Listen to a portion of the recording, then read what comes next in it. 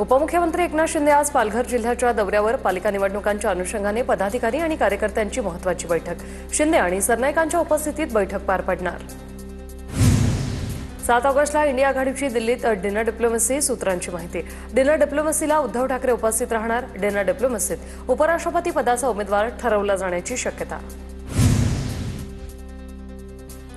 ठाणे महापालिकेच्या येऊरमधील 200 अनधिकृत बांधकामं तोडा, मुंबई हायकोर्टाचे आदेश। अनधिकृत बंगल्यांमध्ये राजकीय नेते आणि अधिकाऱ्यांचे बंगले असल्याची माहिती। दादरच्या कबूतरखान्यावर महापालिकेकडून कारवाई, पोलीस बंदोबस्तात कबूतरखान्यावर शेड लावण्याचं काम पूर्ण।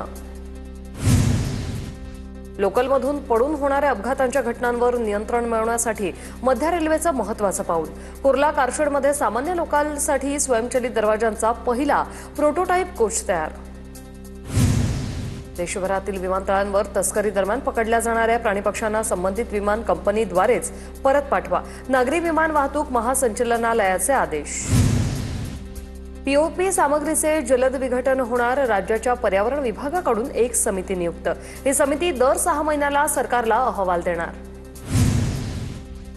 पावसाळी आजारांमुळे मुंबईकर त्रस्त, डेंग्यू, मलेरिया आणि चिकनगुनियाच्या रुग्णसंख्येत वाढ। पुण्यात पोलिसांकडून 3 महिलांना जातीवाचक आणि इतर आक्षेपार्ह शब्द वापरून छळ केल्याचा प्रकार। व्हिडिओच्या माध्यमातून पुणे पोलिसांवर महिलांकडून गंभीर आरोप। पुण्यातील कोथरूड पोलीस स्टेशनमध्ये महिलांना मारहाण, राज्याच्या गृहमंत्र्यांनी या घटनेची गांभीर्याने नोंद घ्यावी, ट्विट करत खासदार सुप्रिया सुळेंची मागणी। महिलांना कोणत्याही प्रकारची जातीवाचक शिवीगाळ अथवा मारहाण करण्यात आली नाही। पोलीस उपायुक्त संभाजी कदम यांनी महिलांनी केलेले आरोप फेटाळलेत।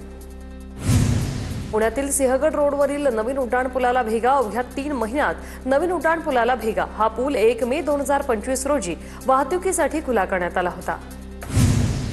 किरकोळ भांडणाच्या रागातून तरुणाची हत्या, उल्हासनगर कॅम्प नंबर 1 परिसरातील घटनेचं सीसीटीव्ही समोर। सर्व आरोपींना बेड्या ठोका, अन्यथा मृतदेह नेणार नाही, मृत तरुणाच्या पत्नीची टाक। रत्नागिरी शहरातील मिरकडवाडा परिसरात प्रियसीशी बोलण्याच्या कारणावरून मामाकडून भाच्याची हत्या। हत्येनंतर पळून जाणाऱ्या मामाला रेल्वे स्थानक परिसरातून अटक।